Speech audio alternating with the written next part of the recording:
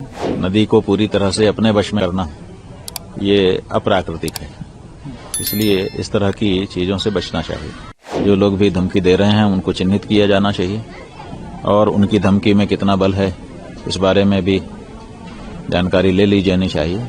सुरक्षा तो सबसे प्रमुख होनी चाहिए। सब काम छोड़ करके अगर यहाँ आ रहे हैं और इसके पहले कई बार आ चुके हैं, ईस्वी सन 78 से कुंभ देख रहे हैं हम लोग और हर कुंभ में ज्यादा से ज्यादा समय निकाल करके यहाँ आते हैं, तो इसी से अनुमान लोगों को लगाना चाहिए कि जरूर यहाँ पर कुछ ऐसी प्राप्ति होती होगी।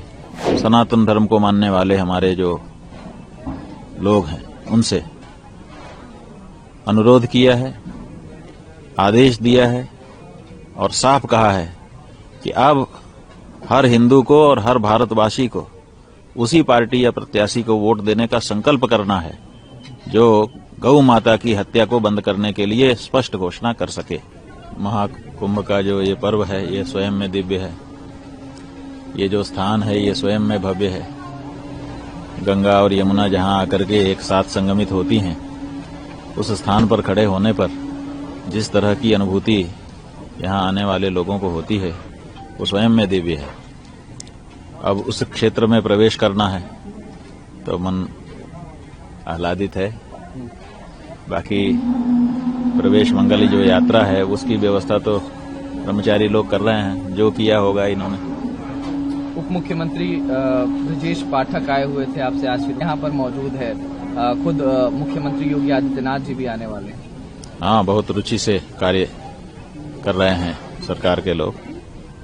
अच्छा है, एक पर्व है, व्यवस्था तो सरकार की ओर से होती ही है, लेकिन अगर मुखिया खुद उसमें रुचि ले तो ये देख के अच्छा लगता है। कई बड़े राजनेता असंतोष भी जाहिर कर रहे हैं अव्यवस्था को लेकर के। कुछ लोग ये भी कह रहे हैं कि रुख मोड़ दिया गया नदियों का इसको महाकुंभ को आयोजित करने के लिए। इस बात की जानकारी तो हमको नहीं है, अब यहाँ आए हैं लोग बताएंगे। नदियों की जो धारा है वो कितने अंश में नियंत्रित करनी चाहिए इस बारे में तो विचार करना ही होगा। नदी को पूरी तरह से अपने वश में करना ये अप्राकृतिक है, इसलिए इस तरह की चीजों से बचना चाहिए। महाराज श्री, एक नया विवाद देखने को मिला। ये कहा गया कि ये महाकुंभ जहां पर आयोजित हो रहा है वो धरती वक्फ की है और इसको छोड़ देना चाहिए हिंदुओं को बड़ा दिल दिखाते हुए, ऐसा दावा तमाम लोगों ने किया। ठीक है, अभी तो दावा के स्तर पर है।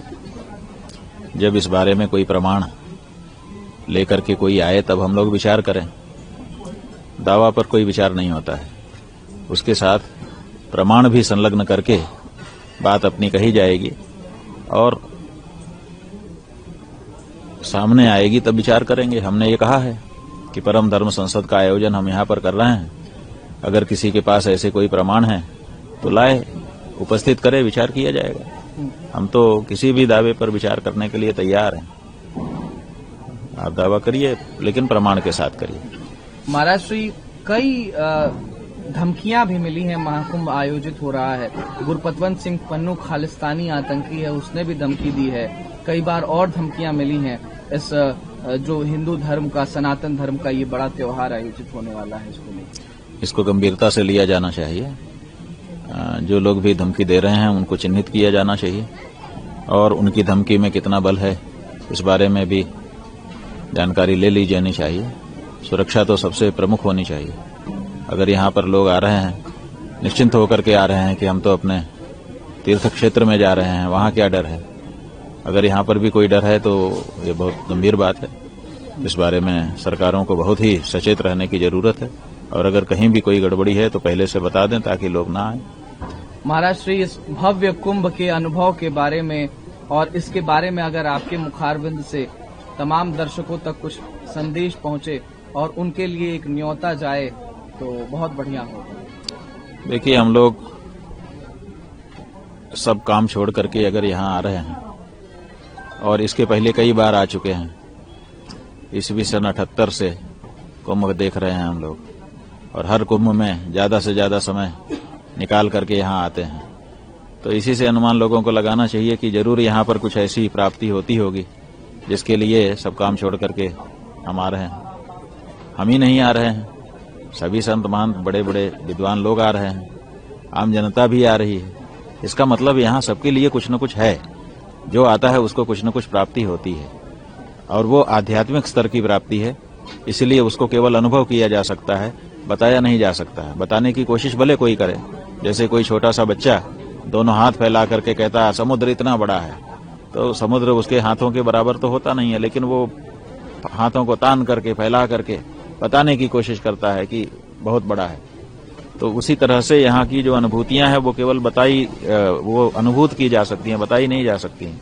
इसलिए हम लोगों से कहना चाहेंगे कि बताने पे मत जाइए, एक बार यहाँ आकर के इस भूमि के संस्पर्श का अनुभव करिए, आप बार बार आएंगे, यह हमारा विश्वास है। महाराज श्री, पिछली बार जब मैंने आपका साक्षात्कार किया था तो उस समय महाराष्ट्र विधानसभा चुनाव होने वाले थे, आपने उस पर अपनी बात कही थी।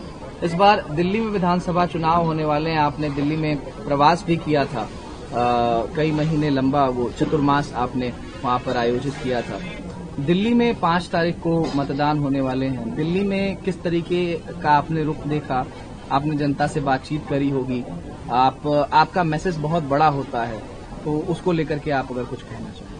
हमने तो सभी भारत के निवासियों से, नागरिकों से, मतदाताओं से और विशेष करके सनातन धर्म को मानने वाले हमारे जो लोग हैं उनसे अनुरोध किया है, आदेश दिया है और साफ कहा है कि अब हर हिंदू को और हर भारतवासी को उसी पार्टी या प्रत्याशी को वोट देने का संकल्प करना है जो गौ माता की हत्या को बंद करने के लिए स्पष्ट घोषणा कर सके। अगर ऐसा कहने में कोई पार्टी असफल रहती है, उस पार्टी को भारत की पार्टी नहीं मानना है, क्योंकि भारत का जो बहुसंख्यक समाज है, जाने कितने वर्षों से वो बार बार गुहार लगा रहा है कि गाय हमारी माता है, उसको मत काटो, उसको मत बेचो, लेकिन ये होता चला जा रहा है। इसलिए दिल्ली के चुनाव में, क्योंकि दिल्ली देश का दिल है, दिल्ली के चुनाव में दिल्ली में रहने वाले पूरे देश के लोगों से हम यही कहना चाहते हैं कि इस बारे में अपने घर के सामने बोर्ड लगा दीजिए कि इस घर में ये हिंदू का घर है, ये भारतवासी का घर है, गौ हत्या को बढ़ावा देने वाली कोई पार्टी और प्रत्याशी संपर्क न करें।